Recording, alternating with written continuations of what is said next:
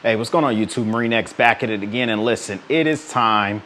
Listen, if you have a man cave, you got EDC crap, you have tools, your man cave's in a garage, whatever the case may be, you gotta try to secure your stuff. Now, a thief is gonna be a thief.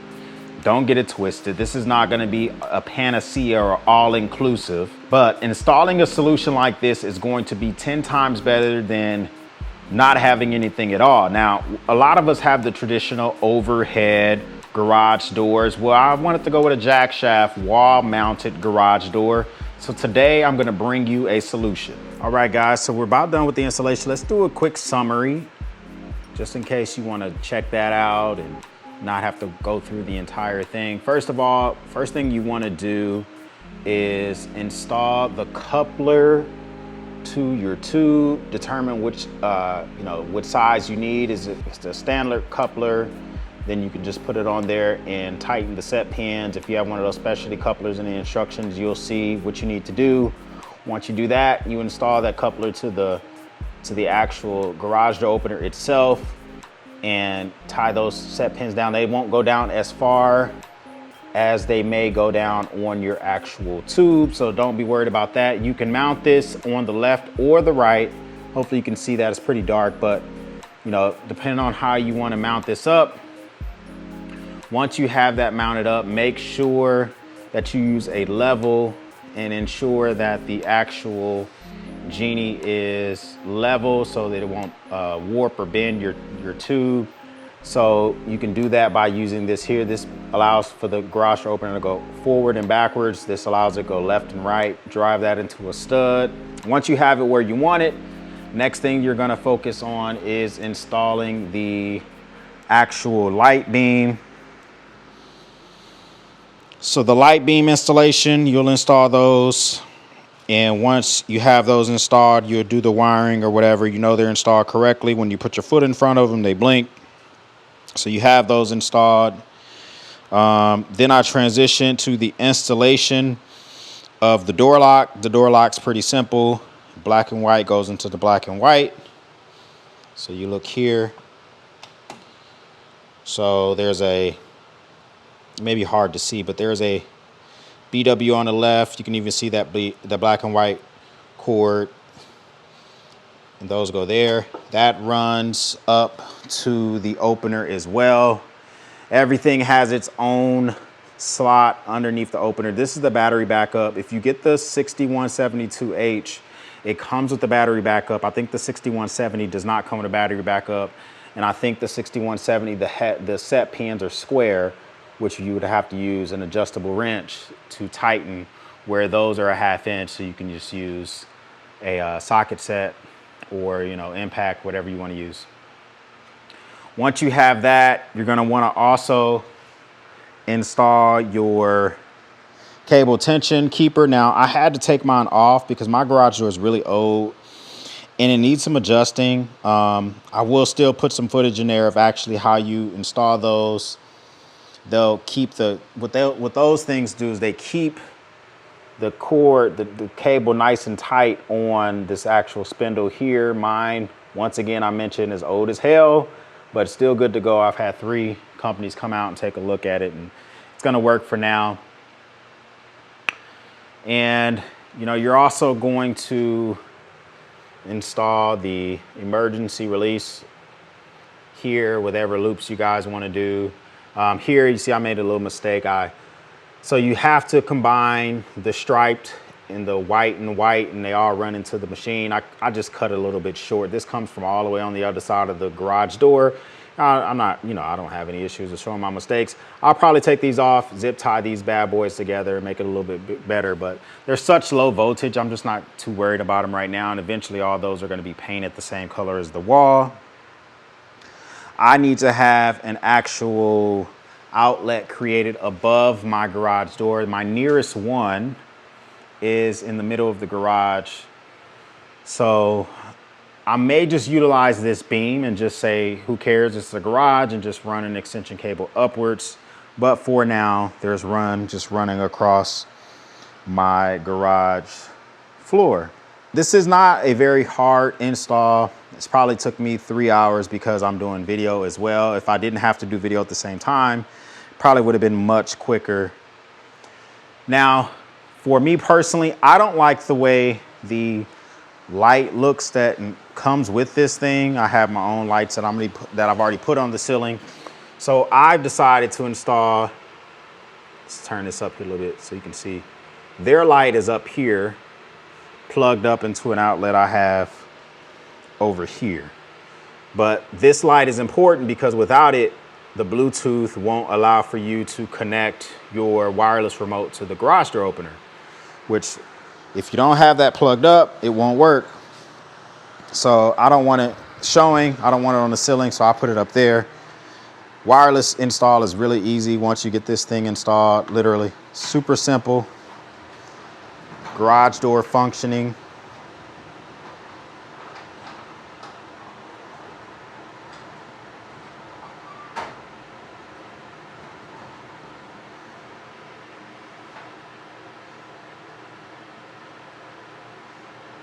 And then we just, same thing to close it back.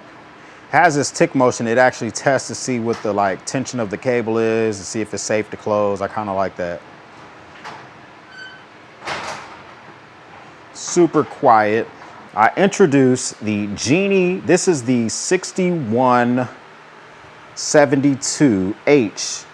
Now there's a lot of different variations of this garage door opener. The H is the BSV, I think it just means it has the Wi-Fi. Mine has the Wi-Fi on it, but I didn't see tons of videos about the installation of this thing. So I thought, let's kind of take you guys through a journey of what you get and how you slap this thing on your wall. First, let's talk about what you get inside of the package itself. You get the actual garage door unit itself. Okay, so also included in the kit is a battery backup, which should be the last thing that you hook up. This is in case the power goes out to that unit. You have a bunch of wire to hook up the actual safety beams to the unit itself. You get the safety beams themselves. They're inside of this little kit. The little two safety beams that go about 6 inches from the bottom of the door. You have a lock that's included in this thing. Pretty nice lock. Kind of just thrust out, and another measure to kind of keep the garage door from being opened from the outside. You have a coupler, and the coupler is going to allow for this to connect directly to your torsion tube or bar, whatever they call that thing. I'm not a garage technician, so if I get some terminology wrong, pound sand. We also got some set screws in here to couple those together, and an extra piece in here just in case you have a type of tube that's not a common shape. We have the cable keep kit.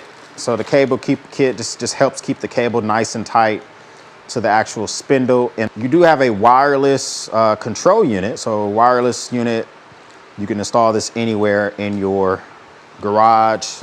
They give you one opener for your vehicle or wherever you're going to use it for, some more hardware. And then you have some hardware for the garage door. You got some the emergency pull, some nails in here so you can actually put the for the safety beams, you can kind of nail those, or I'll probably use staples. Then you have a bracket here which allows for you to mount the garage door opener to the wall itself, and you'll mount it to the wall using this back screw back here. So the tools you're going to need to actually complete this project. Now, some of this stuff is optional. You don't need all this crap, but I'm deciding to use all this stuff. You're going to need some wire strippers. You only got one set of eyes. I always like to wear safety glasses whenever I'm working on stuff like this. Grab yourself a pencil.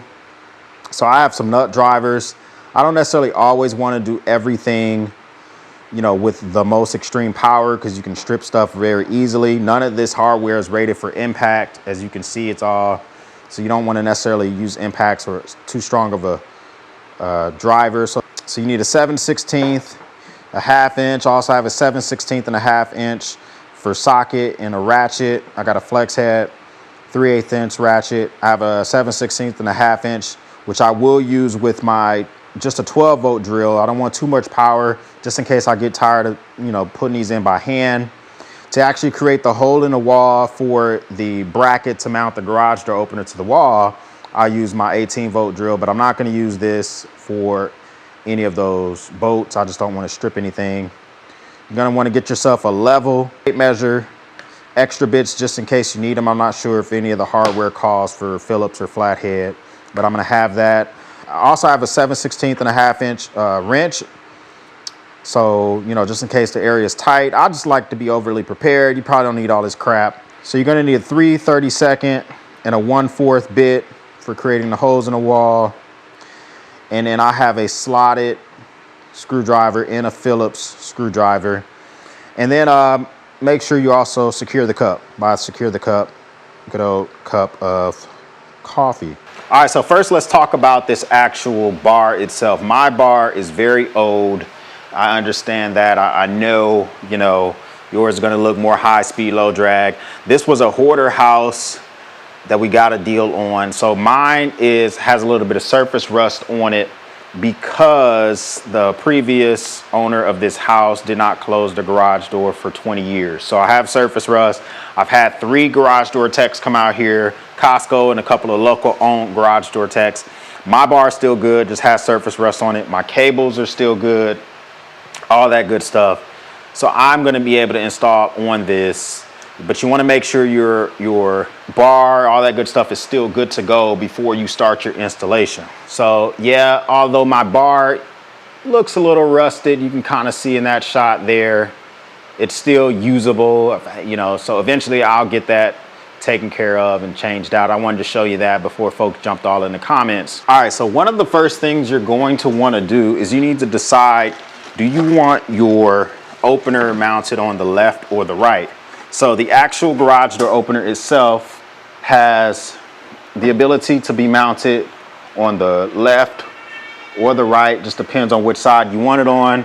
And that's where that coupler comes into place. So what you'll do first is you're actually going to mount the actual coupler onto the garage door opener itself and just only tighten these rear set pins first. You don't want to tighten the front ones. When you tighten these on, this is definitely the type of area where you want to use a socket, ratchet, or, you know, the nut driver, whatever the case may be, because you want to be able to feel with your hands how tight you've made these set screws, screws pins themselves, and not overdo it.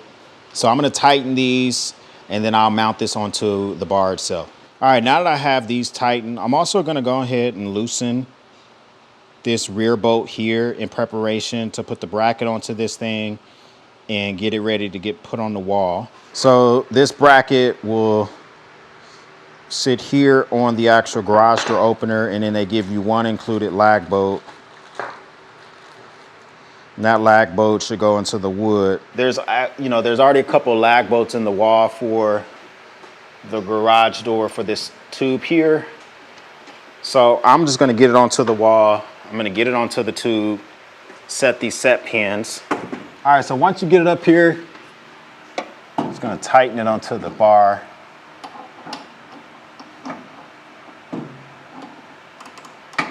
Should have probably got an extension, but you know.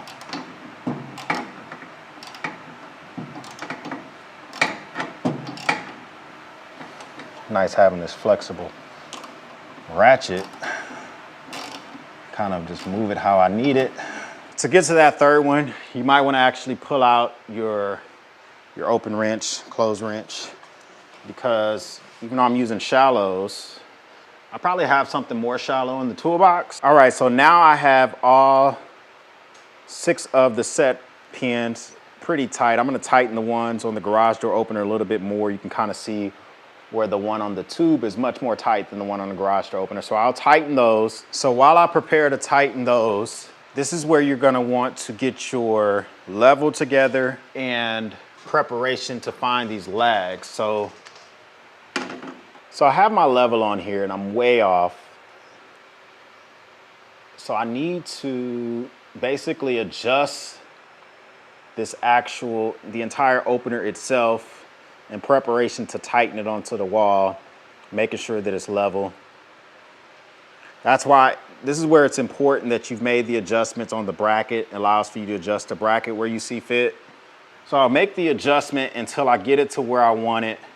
You can see it's just pretty easy to adjust this while it's on the bar. I can actually see the stud where I'm gonna be drilling in the lag bolt, which kind of makes life easier. So I'm going to get my 1/4 out for the lag bolt, pre-drill the hole, and then I'm going to insert the lag bolt once I have this level exactly where it needs to be. And then the opener will be installed, and from there we can start working on the safety hardware.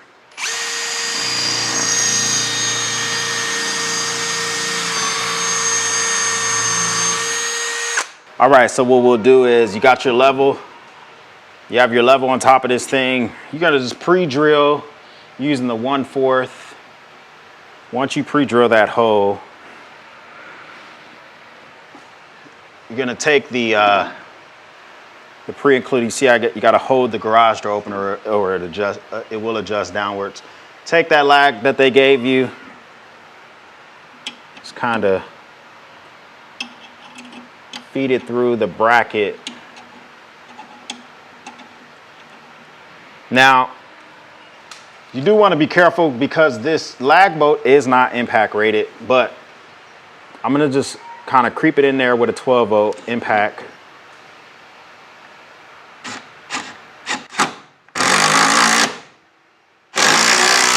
So now I'm level on the actual garage door opener itself.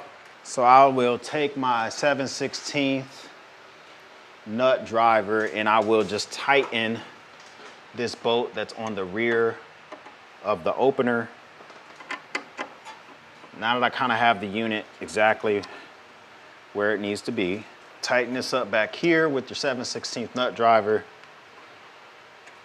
So now we have the bracket on the wall. This can be adjusted left or right. You have that bolt back here, tighten. You got your level on the very top there. And so we know we're good to go.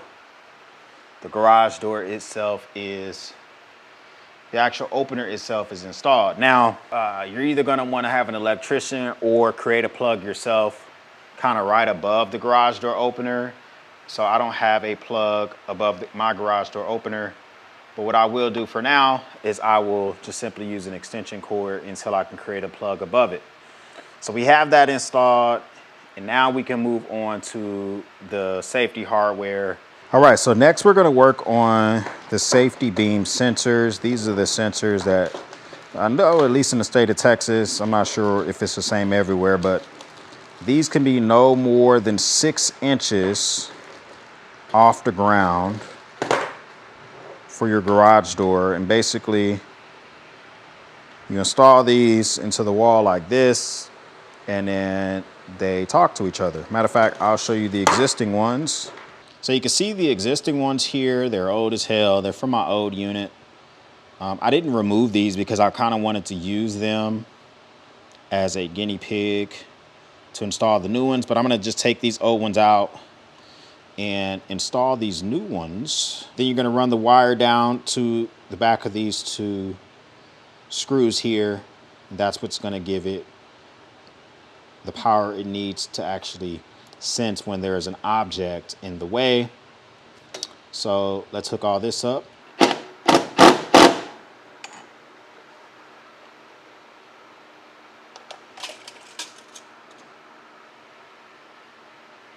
So one thing I'll say about when you're installing these safety beams is I would just install one of the lags for now.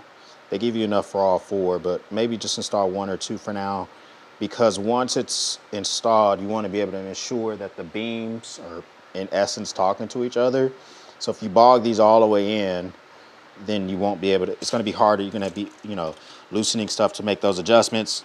Also, you want your tape measure to make sure that yours is at least no more than 6 inches off the ground if you're in Texas. Mine is at, the beam itself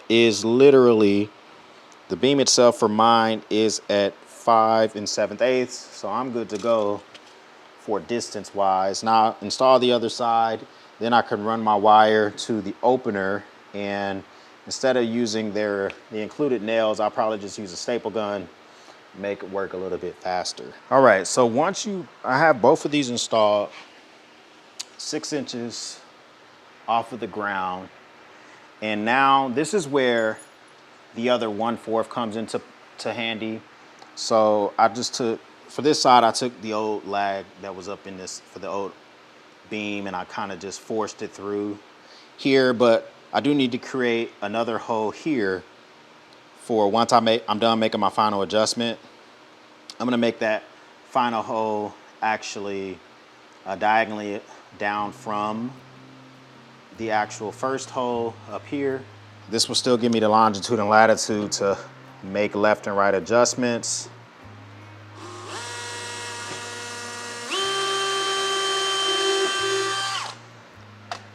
All right, so we have our second hole there. Next thing is you're gonna run some the included wire up to the garage door opener. So let's do that.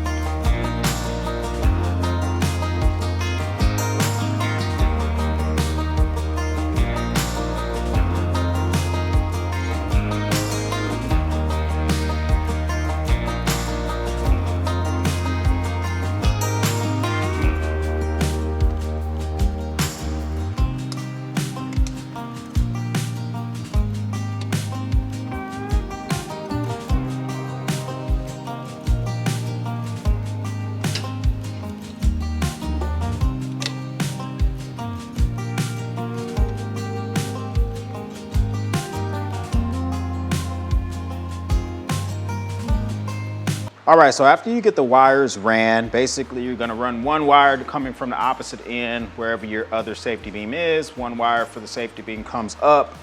Now you have obviously 2 sets of wires that meet. Now, one set of the wires are striped.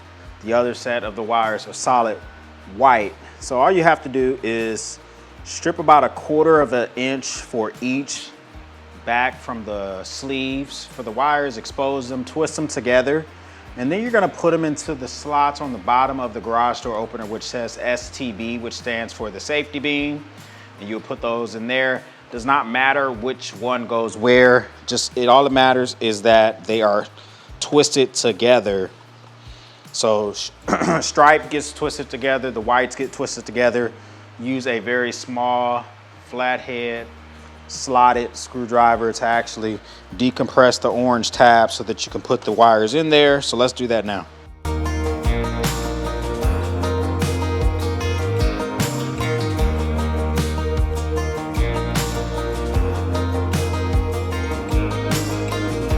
All right, so as I mentioned, as long as the 2 striped and the 2 white are together, it does not matter which one of these you put them in. You're gonna see STB at the bottom. That's for the safety beams. You're just gonna decompress the orange tab back here with a flathead or a slotted screwdriver, and that's gonna allow for you to stick those wires in those slots. Now you can move on to installing the locks on the actual door tracks. All right, so this door lock is optional. You don't have to install this if you don't want to. If you have like a super heavy door, and it's hard to lift when the garage isn't engaged, then maybe you don't need to do this, but this is just gonna kind of put this little bar out automatically once you wire it up. Basically, once you install this, there are some wires right here that you hook up, and the wires literally, one says BW, one says white. And so this gets plugged into the garage door. You strip these other set of wires down. The BW ones get hooked to the one that says BW. And the one that's solid white gets hooked up to the one that's white. So you're gonna see a lot of garage doors come and already have these slotted holes here for you to buy like locks or whatever that you can buy from like a Home Depot or any box store. And so these holes on this actual item don't exactly align. So I'm gonna have to drill some new holes out on the track itself, because when I put this here, the top hole aligns, the bottom hole does not. So I'm gonna mark this up on the back side with a Sharpie, basically drill out another hole so that I can install the hardware that comes with this. I think it comes with nuts and bolts. Just make sure you install it with the words facing up, because you have to plug up the actual module here. You got all these 1/4 bolts here with a slotted, with a flathead back. So you use a slotted screwdriver. So let's install this with the newly created hole. Just created a hole here. Another thing, make sure you install the slotted side of the actual bolt in the track so that the wheels can freely move up and down. All right, so we'll clean up this hole here with a 1/4 bit.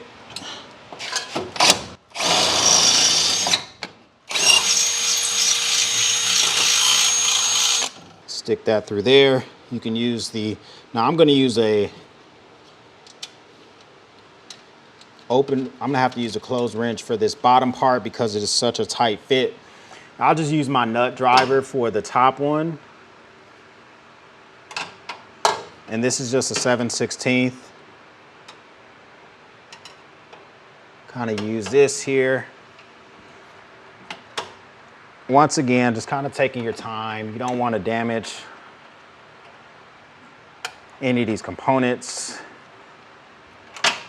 So I got a little stubby teched in here. It's an 11mm. It's a really tight fit back here.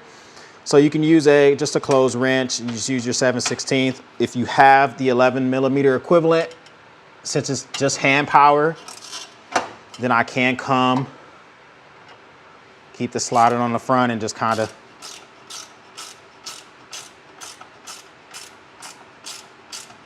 throw this on here.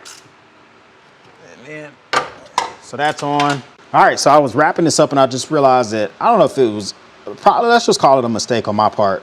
I just simply lined up the hole that's right above it, and I just took a 1/4 bit and drilled right underneath of it. And now if I actually install it there, the actual lock won't go through. So I'm gonna have to offset it so that way the lock can engage. So just whenever you're installing this, you may not want to follow these holes verbatim. You got to remember, this is set up, these holes are set up for the traditional, the big rectangle lock that you buy from a garage door dealer or from your home center. That's just a little slot that slips through. So, and that normally drills either into your garage door or drills into the track. So I'm gonna have to re-drill this hole out. I just wanted to show you to be cautious when actually drilling. If you have to drill a new hole, which most likely you will, just be cautious when you're actually drilling that hole out. So let's drill another hole. All right, so look, basically we've installed the lock here. So you're gonna be able to, that's gonna automatically engage. And once it's completely hooked up, it's gonna literally just plug up into the garage door opener right above it. So let's do that now. Let's run the wires into that. All right, so after you get the black and the white installed in there,